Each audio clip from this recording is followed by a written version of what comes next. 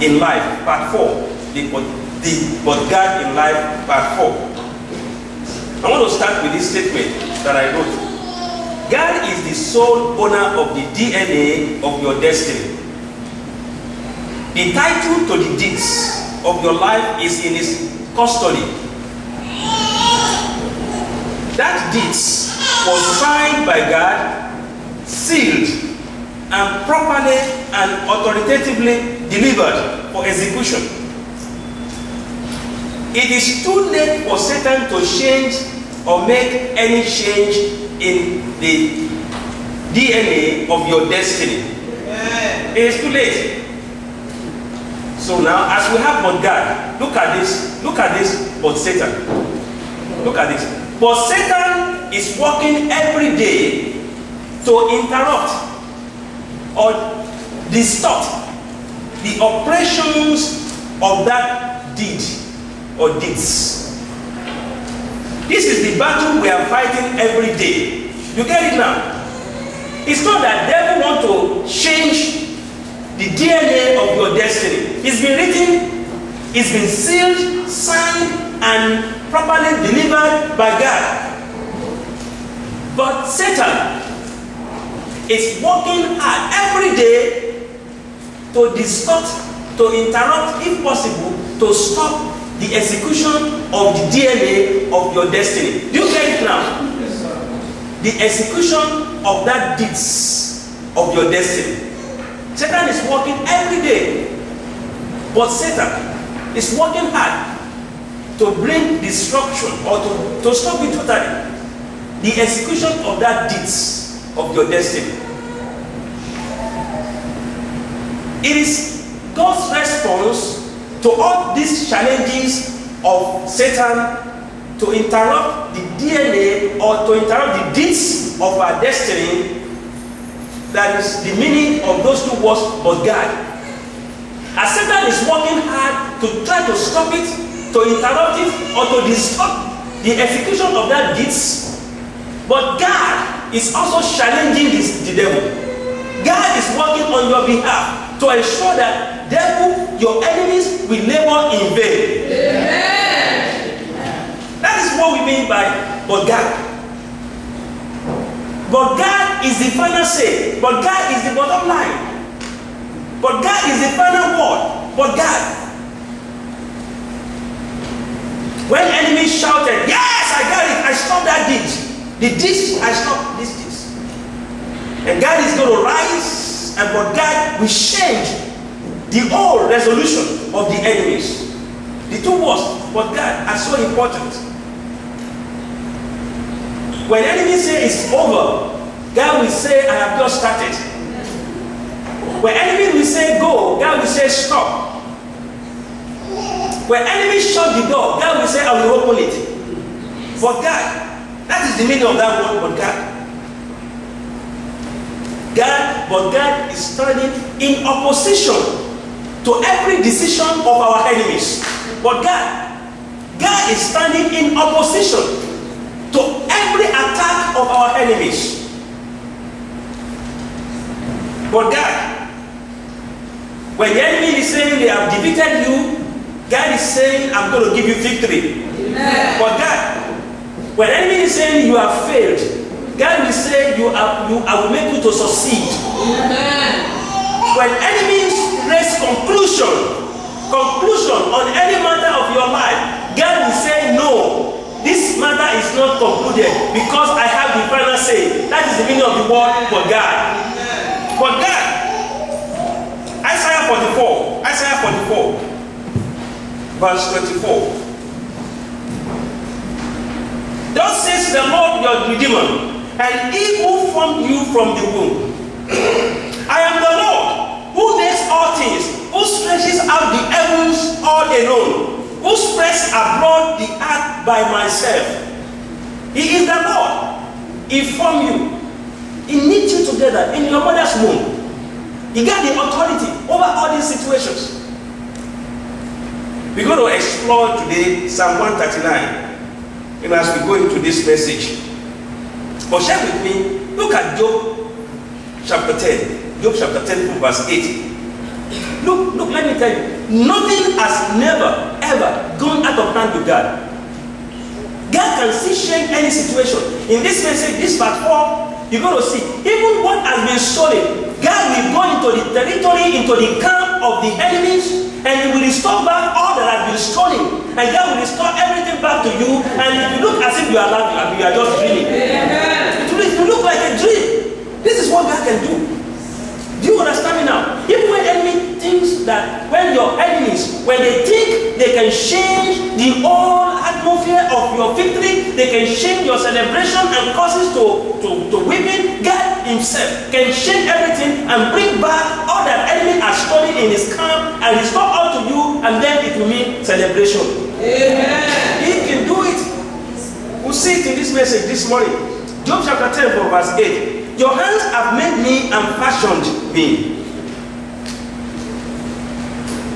An intricate unity, yet you will destroy me. Remember, I pray that you have made me like clay, and we turn me into dust again. Just speaking here. Did you not pour me out like meat and cuddle me like cheese? Clothe me with skin and flesh, and knit me together with bones and sinews. You have granted me life and favor, and your care has preserved my spirit. Job speaking here. Job talking about God here.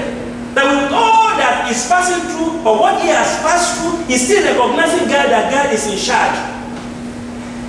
That the deeds of his destiny has been signed, sealed, and properly delivered for execution, and Job knew that these things that he's passing through now has been part of God's plan and purpose for his life, because God is the only one who gave him this life, and he has the power to preserve that life. With all the challenges, Job knew that God is in control. Even in control of pains, in control of sorrow, in control of darkness and light in our lives. Amen. Amen. He's in control. God is in control. He has the capability, and he has the authority to change things, to restore things, to bring things back. Look at what God said here, what the psalmist said in Psalm 126. Psalm 126. From verse 1, it said, when the Lord brought back the captivity of Zion, we were like those who dream. Then our mouth was filled with laughter, and our tongue with singing. Then they said among nations, the Lord has done great things for them. The Lord has done great things for us, and we are glad. Bring back our captivity, O Lord, as the streams in the south. Those who sow in tears shall reap in joy. Amen. This is what God can do. I want you to relax. Look, as long as you have God, as long as you trust God, as long as you place your hope in God, please expect changes for good. Amen. Expect that God is going to move in such a way that enemies will be defeated. Amen. Enemies will be surprised. Amen. Enemies will be confused. Amen. He will send confusion into their camp. I just want you to be ready for celebration. Amen. The Lord is on the throne. Amen. He's going to do a new thing. Amen. Just trust God with me. He who continually goes forth weeping, bearing seed for sowing, shall doubtless come again with rejoicing, bringing his sheep with him. He is the Lord. But can I ask you a question? Why but God? You know, in this introduction to this message, I have given you an answer to that. Why but God? Why is it that God is working hard to counter every challenge of the enemies? Why? Why but God? Why is it that God is watching over you, trying to direct your steps, try to monitor you, try to order your steps, try to stop you if possible? When you want to take an action, we are thinking of something, God will move and stop you. Why all this? Even when you are making mistakes, why is it that God in His mercy and His grace will appear unexpectedly and change the direction of your move. Why all this? It's just because of the fact that, as I've told you, that God is ready to counter anyone, either Satan or your enemies, that may attempt to change his plans and his purpose for you. Except if we don't cooperate with God. If we cooperate with God, look, listen to me. No matter what we are doing, however effort we are making not to cooperate with Satan, Satan will not give up. Do you understand now? Satan will still try to work hard to change all God's plans for you. Satan will try to work hard to change the content and all that God has written in the deeds of your destiny, to ensure that you will live on rewarding and on purposeful life. Satan is doing that every day, every moment. That you have to know, that you have to recognize. The devil is not going to give up on you. He knows that your star is bright. He knows that you have a great future. He knows that you have a great purpose in life. He knew and is trying as much as possible to ensure that he will stop you.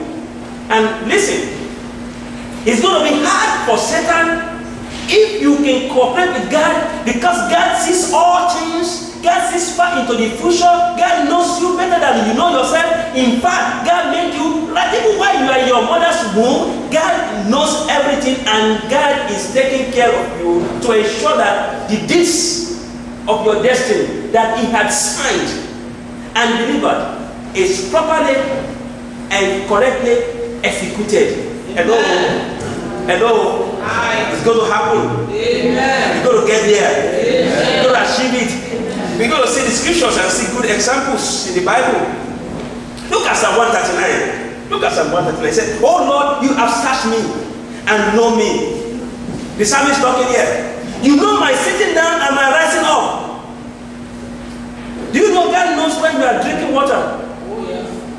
God knows you need water. You need to drink water. He knows. He's providing. God knows when you need to eat. He's providing. God knows when you need transportation. He's providing. You understand my thoughts afar off. Even while you are still thinking, God knows what you are thinking. He knows your thoughts. You comprehend my path and my lie down.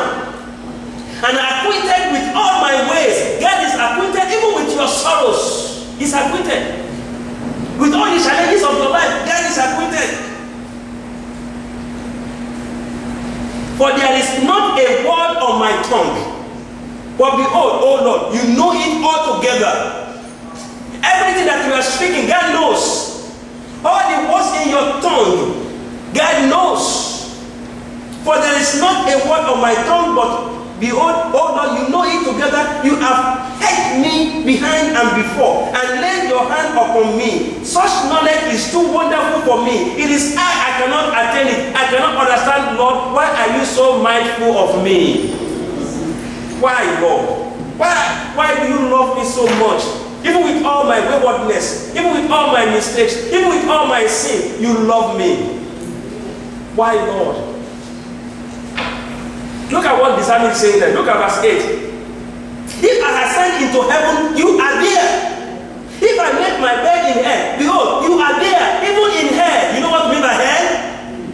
In pain, in sorrow, in weeping, God is there with you. Even if you decide to do that, to weep on your challenges, God knows that you have these challenges and you are weeping on these challenges. God knows. If I take wings on the morning and dwell in the uttermost part of the sea, even there your hand shall lead me and your right hand shall hold me. It's God. Your right hand shall hold me. You will lead me and your right hand shall hold me. Amen. If I say, surely the darkness shall fall on me, even the night shall be light about me. Indeed, the darkness shall not hide from you. Even darkness cannot hide from God. Darkness. But the night shines as the day. The darkness and the light are both alike to you. To human beings, there is difference between light and darkness. If the whole of this place is dark, and you bring a a point light, just like the size of the head of your head. You will see that light, right? If everywhere is dark, it just means a point, just like the size of let's say the size of your finger. You will see that light within that darkness. Because we know the difference between light and darkness. But to God, all are the same. Hello. Hi. We don't need to do that for God to know this is darkness. We don't need to do that for God to know this is light. He is God. Hallelujah. Amen. I'm happy I know Jesus. For you formed my inward parts. You cover me in my mother's womb. I will praise you for I am fearfully and wonderfully made. You have written powerful deeds about my destiny. I want to thank you because I am wonderfully and marvelously made. Amen. I'm handsome. What about you? Are you ugly? I am handsome. Look at what he's saying here. Don't worry. If there's a slip of tongue when you're a woman, you say you are handsome. God knows. Amen. God knows. Amen. Amen. We shall not propagate the other gospel. Amen. We shall not propagate that gospel. In the mighty name of Jesus. Amen. I will praise you for I am fearfully and wonderfully made. Marvelous are your works, and that my soul knows very well. My fame was not hidden from you when I was made in secret, and skillfully wrought in the lowest part of the heart. Your eyes saw my sufferings, being yet unformed, and in your book they were written, the days fashioned for me, when as yet there were none of them. How precious also are your thoughts to people, God. How great is the sum of them. If I should count them, they will be more in number than the sand. The thought of God for your life cannot be counted. Do you understand now? The youngest among us here, the thoughts of God for that youngest among us here cannot be counted. You are special, brethren. I'm telling you, you are special. God knows your needs. God is going to help you. But God will rise when you need God. Amen. God will attend to every challenge of your life. Amen. I trust God. God is faithful. God is strong. God is good. God is conclusive. God is conscientious. God is conscious. God is courageous. He is God. He is courageous. He's asking you, don't give up. God is going to rise. No, God knows. Hello. Are you with me today? Yes, sir. You're going to see an example of Samson and Jonah. Even when your path may not be straight before God, God will still be providing for you. Because of the special love and the special care He has for you. And because of, again, His covenant. Now, I'm not encouraging you to go and sin, okay? I'm not encouraging you. But even when a righteous should by mistake fall, the Lord will make him to rise again. Amen. Do you understand me now? Yes, sir. But God will rise and will help when there is a need to help. Don't condemn yourself. Don't think that it is late. Don't think that it's all over. In fact, but God, do you know the fact meaning of but God? Where enemies are shouting and they are saying, "Yay! That is the final goal." God will rise and counter that shout. Amen. And we bring sorrow into their camp, and then cause opposition and bring joy into your camp because He is God. Amen. Amen. Amen. We are so glad we know Him. Let me use that. Let me take you along. We are so glad we are following Him. When we follow such a God, we cannot miss our ways. We cannot miss our path because He knows where we are going. He is conclusive. God is conclusive. God is not. It's not that kind of God, that will say, "I don't know what is going to happen." No, God knows all things. He can conclude even before you begin a journey. God can give you the conclusion that journey is successful. Even if anyone to make it to be a failure, God can change that purpose because His thoughts for you are thought of good, not a thought of evil, to give you hope. To give you a future. Amen. I'm not just talking some words to make you feel happy. I'm telling you fact. I'm telling you the truth in His word. He is the way. He is the truth. He is the life. There's no joke about God. What we are telling you is not that I'm trying to sugarcoat you and give you what they used to do to us when we are back in Africa, rondo, 7-7. That's what I'm telling you here now. I am telling you not a magician kind of statement. I am telling you fact. God is not a magician. He's a miracle worker. He can do all things. He can change any situation. He can turn things around at his own time. And he will make things beautiful at his own time. But God will rise on your behalf and will work things out for you. Amen. Enemies will be put to shame on the cases of your life. Amen. In the mighty name of Jesus, I am standing on him and I'm saying he will prolong your days. Amen. And your life shall be lived in joy, amen, in happiness, amen, in good health, amen, in sound mind. Amen. In the mighty name of Jesus. Amen. When enemy is saying you're going to labor and you're going to labor in vain, he will counter and God, but God will rise and make you to live the good fruit of your labor. Amen. In the mighty name of Jesus. Amen. The assurance is sure. Yes. It's a blessed assurance. Yes. That assurance is certain. That assurance is sure. Because it's a living God. He was in the beginning. He is now. He will remain forever. He covered everything. He covered our past. He covered our present. And God is working on our future. Everything is covered. It's not one-legged. He balanced everything. Those three things are balanced. Anything you put on it is good. Our past, our present, and our future is in his hands. They are all neatly gathered in God's hands. Look at Samson. Briefly look at Samson. Judges chapter 15. Judges chapter 15. After he defeated the enemies, the Philistines, these are the times of the judges. Time of servitude, times of apostasy, when people do whatever they like. Time of the judges, very challenging time in the history of the children of Israel, in the history of Judah. Look at verse 18. And he was so athirst. He was thirsty for water, and he called on the Lord and said, I'm reading King James Version. King James Version. Thou hast given this great deliverance into the hand of thy servants. He defeated the enemies. God gave him the deliverance in his hands. The enemy that said, we will burn down your father's, the house of your wife, the house of your in-law, and we burn it down, we will render everything useless. God gave him victory over his enemies, the Philistines. He defeated them. Now, after he defeated them, he was in a situation where he needed water. He was in a situation where if he cannot get that water and take care of that thirst, the enemies he had defeated will capture him and they will slaughter him. He was in that situation. And it was so hard for him to get water from any means. After he had fought so hard, it was so hard for anyone to help him out in this situation, in this need. The only one who can help him is God. You know, sometimes we are in such a situation whereby we know that this situation, this issue, no one else can help us.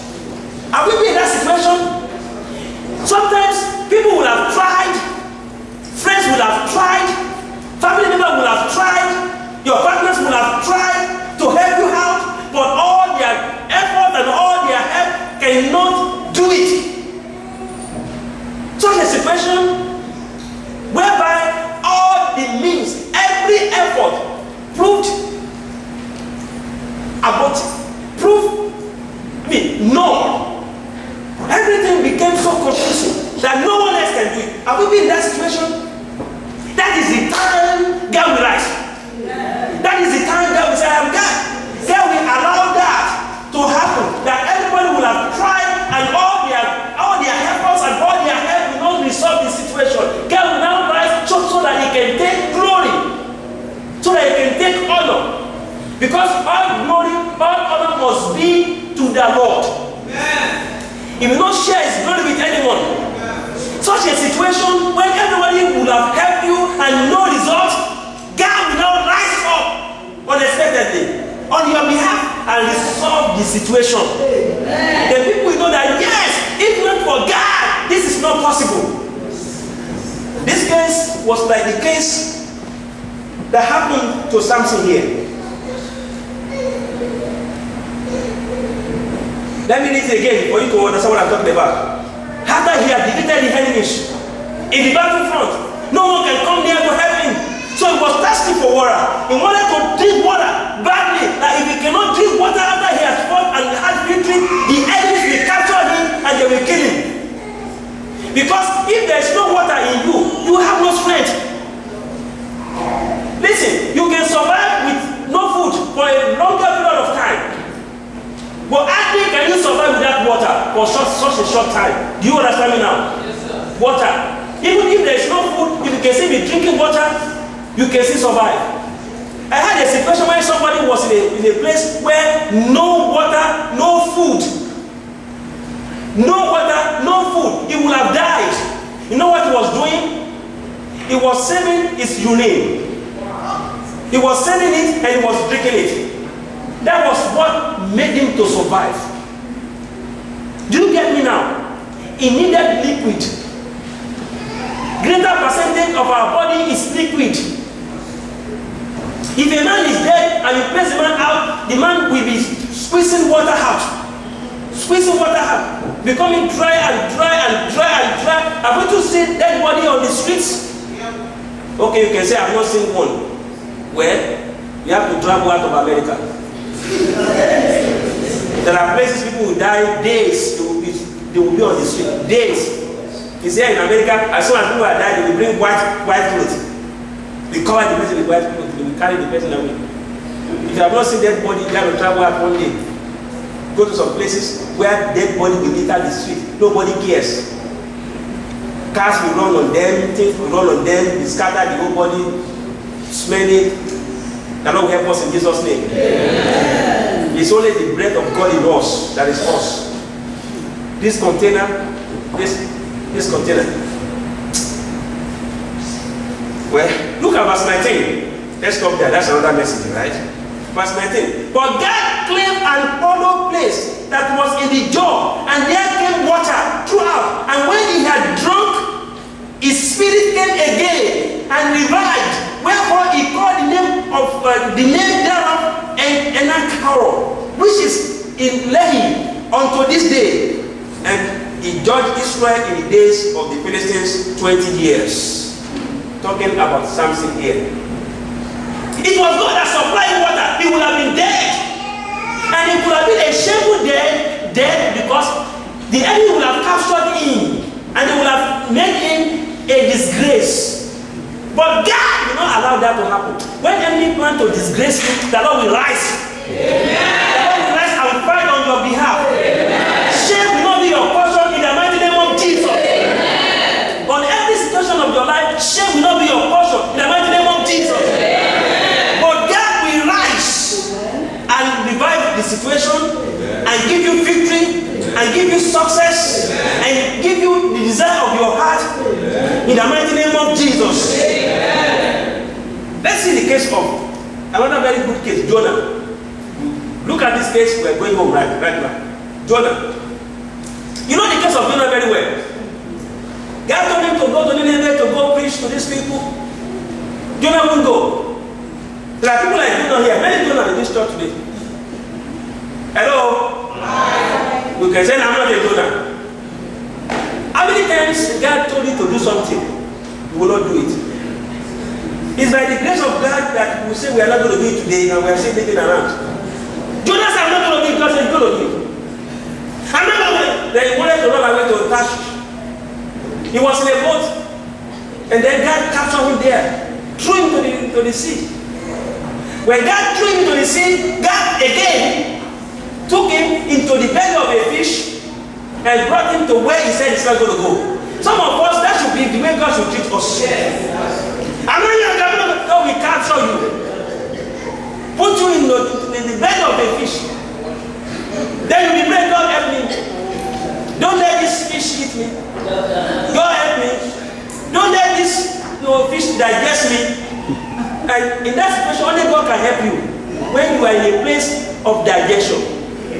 and then you come out of it alive. Only God can do that. Because that fish is not going to be happy. Because the fish, that fish is not going to be happy. And you know what? The sadness of some people always is converted to the happiness of some other people. That fish is not happy because he saw good food. The food he has been seen for years.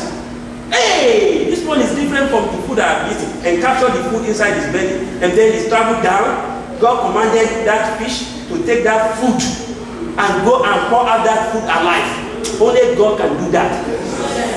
The enemies that thought they have captured you, put you in a belly, thinking they will digest you, they will fail in the mighty name of Jesus. There are people right now that are in the belly of their enemies right now. They are in the belly of their enemies. You will not be digested.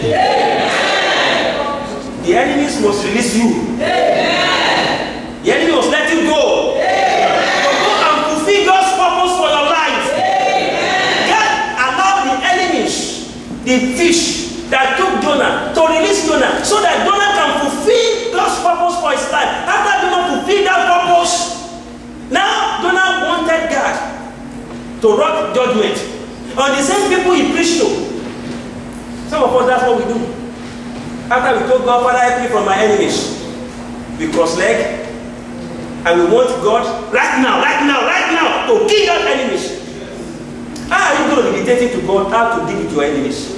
When he says vengeance belongs to me, you cross-leg and you want God right now to kill that enemies. God is a merciful God.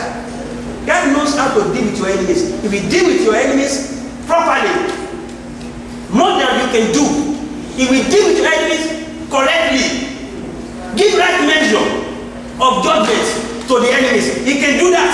Look at what God, look at this conversation, very sweet conversation. Verse 4, Jonah verse 4. I'm going to read King James version. I love this version for this story. But it displeased Jonah exceedingly, and he was very angry. After God released the enemies, because all God wants from us is repentance. There is no situation that God cannot forgive you. He just wants you to repent. So the people of Nineveh, they repented. And God released them. God pardoned them. God forgave their sins. But Jonah was not happy. Verse 2. And he prayed unto the Lord and said, I pray thee, O Lord, was not this my saying when I was yet in my country?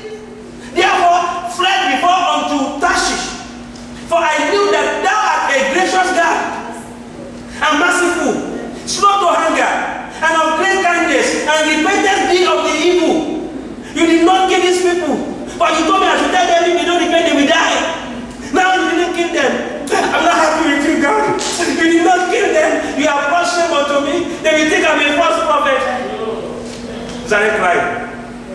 And he told God, okay, this is what I'm going to do.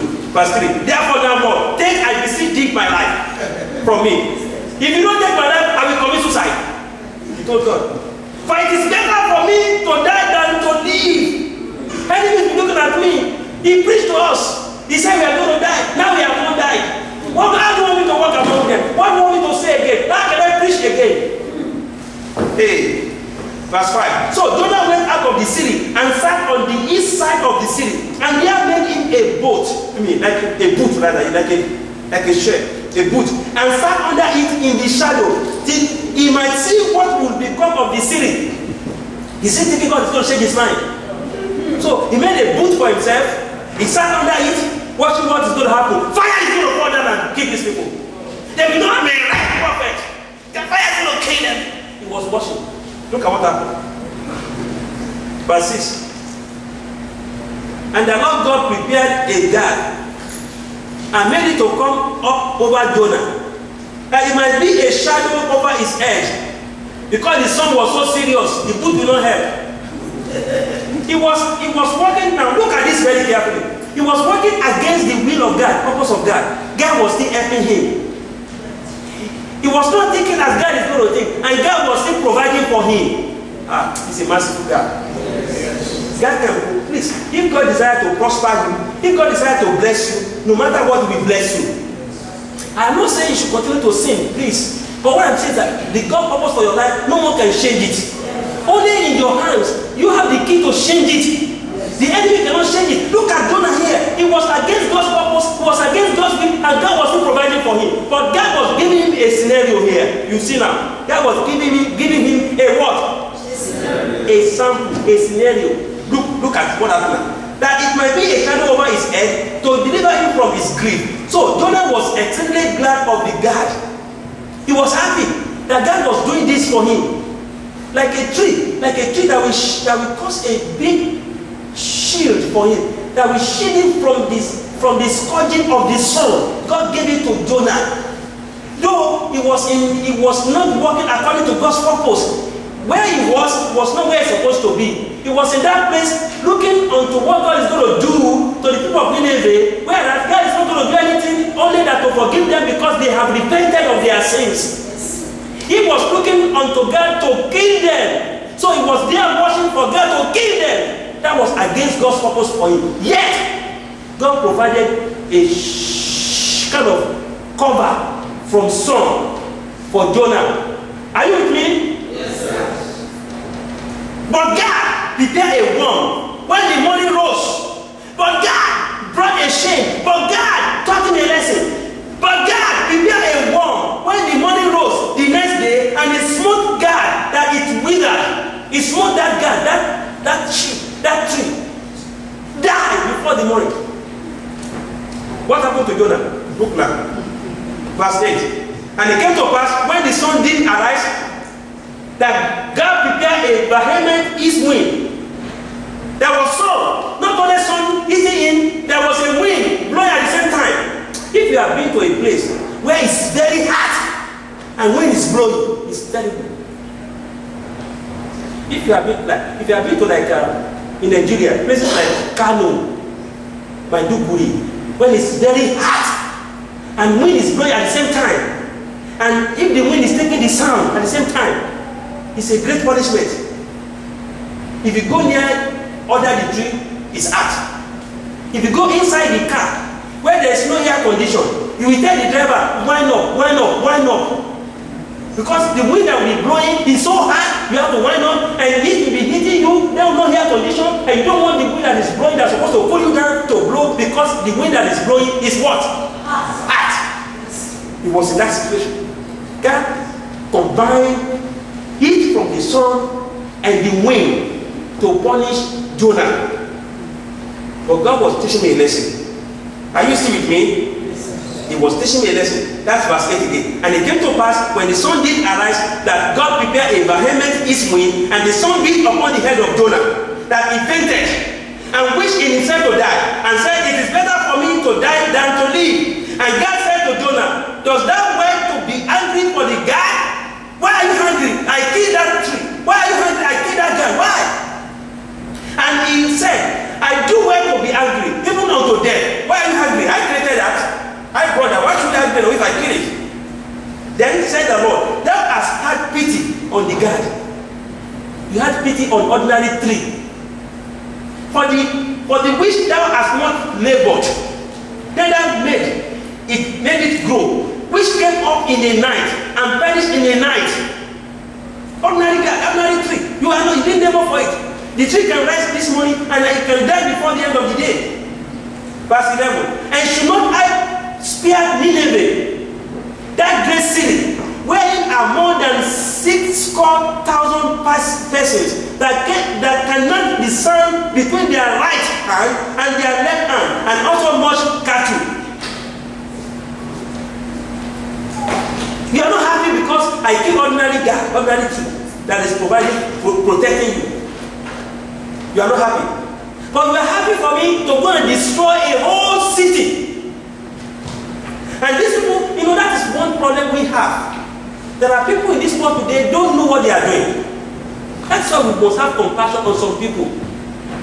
The situation going on right now, on this homosexual something going on in this country especially, sometimes in my heart, I'm just praying.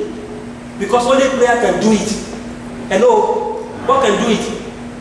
There is no amount of sermon, only prayer can do it, because people that are in that situation don't know they have problem. They don't know. They don't know from their right hand, the right hand from their left hand. They don't know. They think that that is the best way to live. They think that's how they were created. But God did not create anybody like that. Do you get me now? I am talking Bible now. I'm not talking historical book. I cannot be taken for that because that's what the Bible is talking about. The Bible did not say it's right, it's wrong. God destroyed the whole city because of that. Sodom and Gomorrah. God destroyed the whole city. So I am going to tell you that God is going to change his position on that. It's not going to change his position. But we need to pray. We need to be compassionate. We need to be merciful. Unto the people living that lifestyle. We hate what they are doing. We hate that thing because it's a sin, right? But you must not hate people. You must love them. So God was telling Jonah here, these people of Nineveh don't know their right hand from their left. So you want me to kill them? That was why I sent you to them to go and preach to them. And you preach to them, they have repented. So I forgive them. You want me to kill them again? Not only these people. You also want me to kill the animals, the cattle. Now you are not happy because I kill ordinary guy, ordinary tree, providing shade for you, providing cover for you from sun. But you are happy for me to kill human beings. But God, this is what God can do. God can provide for us. God provided for Jonah. Though God was supposed not to do that, he provided for him. Though he was not in God's perfect will, he provided for him. God is ready to provide for you. That is what God can do. He will see you through. He will help you. He will order your steps. He will direct your path. Even when you are walking in a path that God does not want you to walk, God will cover you. God will shield you. He will block the enemy from destroying you. Do you know that some of us, we have tread a path that will have destroyed our life?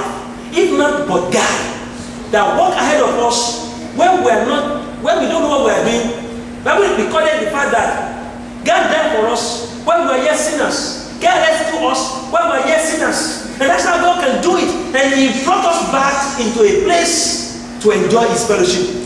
Blessed be his name. Let us pray. Father, we thank you this afternoon. We bless you for your mercy and grace. We thank you for God. We thank you for the opportunity and the privilege that we have in you. Those wonderful interventions you have intervened in our lives. Those times you have fought the enemies on our behalf. But God, when the enemy said it is over, but God rose up again and granted us victory. Thank you, precious Lord. We love you, Lord. We bless your name. You help Samson, you help Jonah. You are the same yesterday, today, and forever. Father, help us in our situations. In the mighty name of Jesus. You know us better than we know ourselves. You created us. Even when we were in our mother's womb, you guided us. You guided our pregnancy, and you brought us to life. And you have a purpose for us. You have written the deeds of our destiny. You have signed it. You have delivered it for execution, and it will be executed by your grace, and Satan cannot change it again. It is too late. And as Satan is working to distort the execution of the deeds of our destiny, that we pray, as you have written in your word, that you will rise against the enemies, and for our sake, enemy will fall in the mighty name of Jesus. Amen. And that this will be executed properly in the mighty name of Jesus. Amen. And that man we shall live it purposefully in the mighty name of Jesus. Amen. Thank you, precious Lord. Blessed be your name forever. In Jesus' name we have prayed.